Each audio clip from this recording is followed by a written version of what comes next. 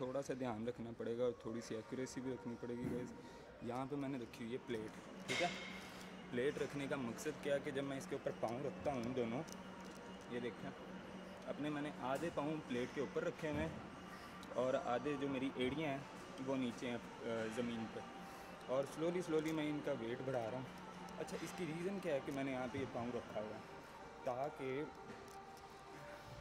ये जो आपके हैमस्ट्रिंग्स हैं लेग की बैक साइड, ये भी साथ में आप जो है ना इसको भी इस पर भी ज़ोर डाल रहे हैं। उसकी रीज़न क्या है, क्योंकि आपको मैक्सिमम एक एक्सरसाइज के साथ अगर 2 या 3 किस्म के बेनिफिट्स मिल रहे हैं तो आप उसको भी साथ में ऐड करें। तो डेड लिफ्ट में मैं लोअर बैक को तो अपनी इन्वॉल्व कर रहा हूँ ऑलरेडी, तो और मैं अब क्या कर सकता हूँ, साथ में मैंने हैमस्ट्रिंग्स और अपने ग्लूट्स ये भी मैं एक्टिवेट कर रहा हूँ एक सेम एक्सरसाइज में, और साथ में मैं चिनअप्स कर रहा हूँ, अपनी पूरी बैक को एक्टिवेट कर रहा हूँ। तो आप इन छोटी छोटी चीज़ों को समझने की कोशिश करेंगे और समझ के करेंगे तो आपको इसके इफेक्ट और ज़्यादा मिलेंगे। और एवरी सेट हम क्या कर रहे हैं, थोड़ा थोड़ा वेट ऊपर उठा रहे हैं, वो वेट जो हम उठा सकें, जिसके 10 रैप मिनिमम हम निकाल सकें।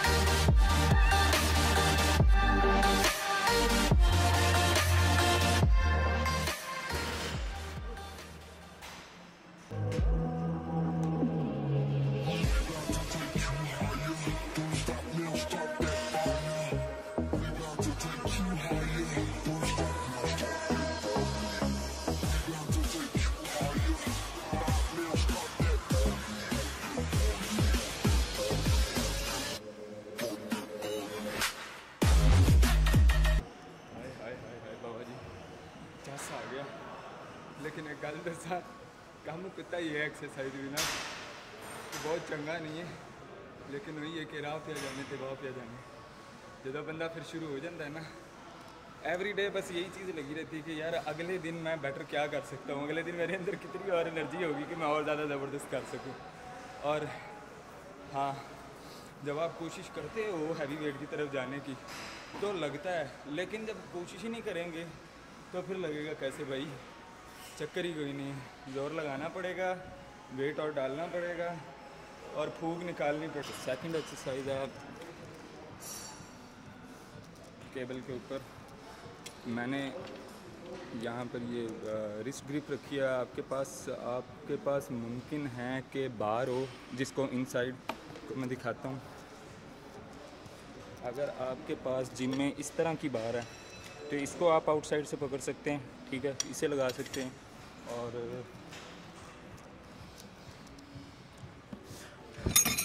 और अभी फ़िलहाल यहाँ पे बार्स नहीं है। दूसरी जिनको इनसाइड हुक है ना, जिनको ग्रिप करने के लिए इनसाइड से आपको हुक मिलती है, ठीक है। स्ट्रेट बार यूज़ नहीं करनी, वो एंगल ज़रा डिफरेंट हो जाता है डिफरेंट मसल्स के लिए। तो ये हम एंगल लगाएंगे इस तरह से, ठीक है। और इसके हम ड्रॉप सेट ही फेंकने वाले हैं। स्टार्टिंग करेंगे मैक्स हैवी वेट से और 8 रैप लगाऊंगा मैं, और सबसे कम वेट पे जहाँ पे फिनिश करेंगे वहाँ मेरे सबसे हाई रैप जाएंगे।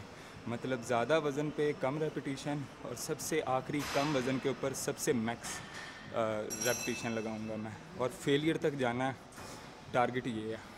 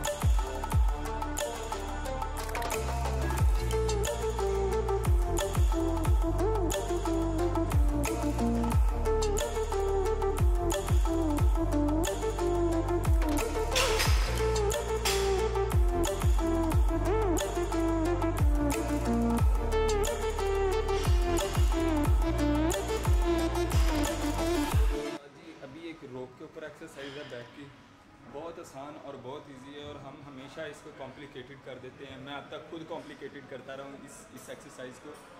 वेरी इजी मूवमेंट है और सिर्फ थोड़ा सा चेंज है।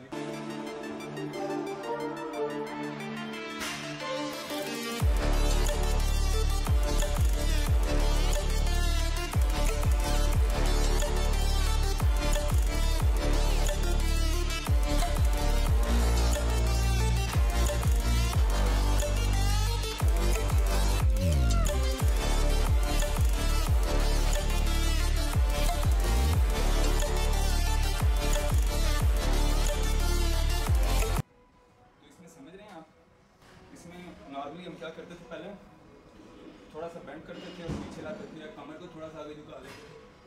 और ये भी मूव है, ये बिल्कुल ठीक है, लेकिन इसमें काफ़ी परसेंट जो है आपका इससे टेंशन हट जाती है बैक से। तो इसमें क्या है position, straight arm, full stretch, slow move, and यहाँ ला के इस पोजीशन के ऊपर आपकी बैक पूरी की पूरी चार्ज है। तो जहाँ पर आपकी चार्जिंग है बैक की, वहाँ पे इसको स्टॉप करना है और स्क्वीज करना है। Then up, move down, up, move down, up, move down, up, move down. तो आज कार्डियो की एक्सरसाइज मैंने कुछ इस तरह से प्लान किया। यार मज़ा भी तभी आता है जब आप कुछ ना कुछ डिफरेंट प्लान करते हो। एक ही उसके ऊपर बार बार चलने से ना, ये देखें 10 के ऊपर पहली एक्सरसाइज होगी 10 रेप्स, फिर 9 के पे दूसरी, तीसरी, चौथी, मतलब इस तरह ऑनवर्ड 10 तक हम चलेंगे और सारी की सारी एक्सरसाइज के 10-10 रेप्स करेंगे और ये 1 पे आके हम फिनिश करेंगे।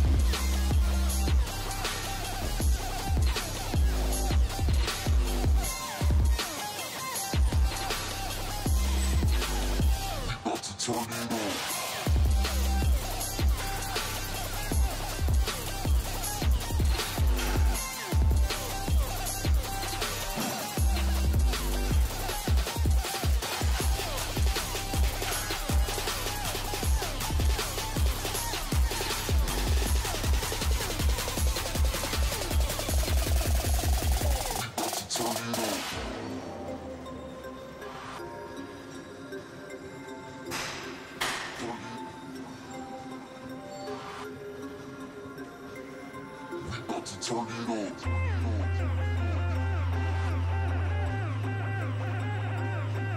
Turn it. We about to turn it on.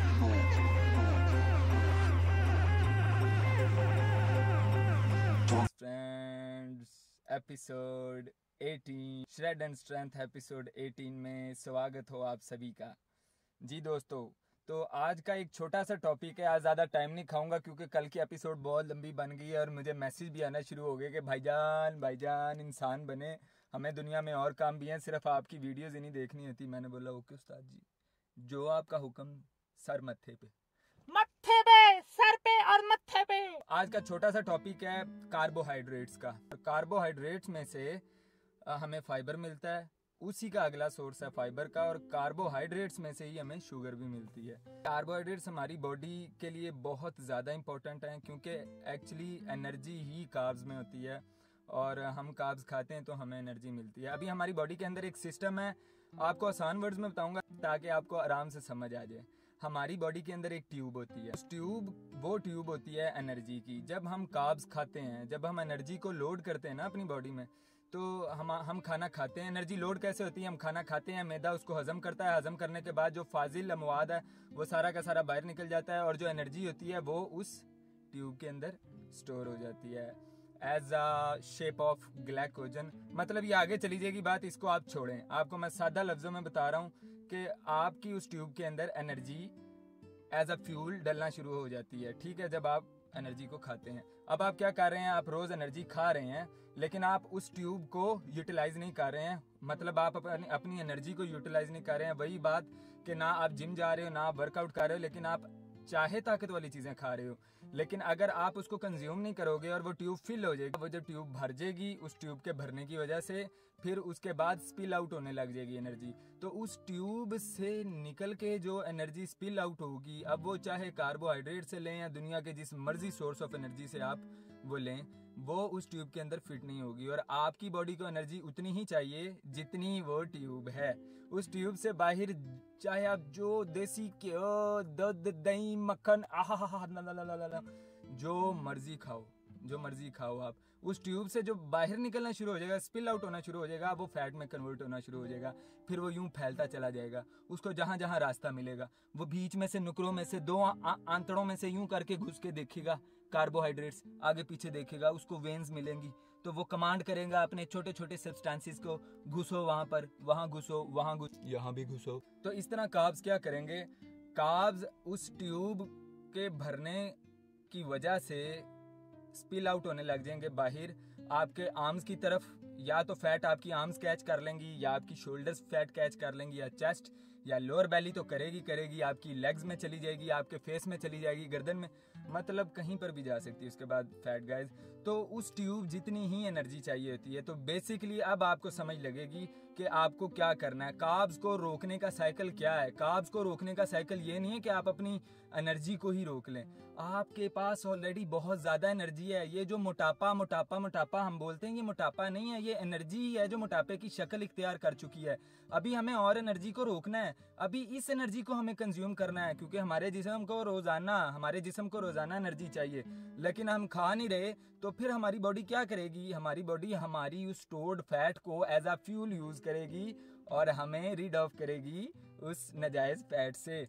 उम्मीद है आपको मेरी ये बात समझ में आई होगी। अपना बहुत ख्याल रखें और अपने इस चैनल का भी, अगर आपको वीडियोस इंटरेस्टिंग लगती हैं या अभी तक आप मज़े ले रहे हैं इस वीडियो के, तो लाइक ज़रूर करें। सब्सक्राइब ना करें लेकिन लाइक तो करो, कर दो। Bye bye.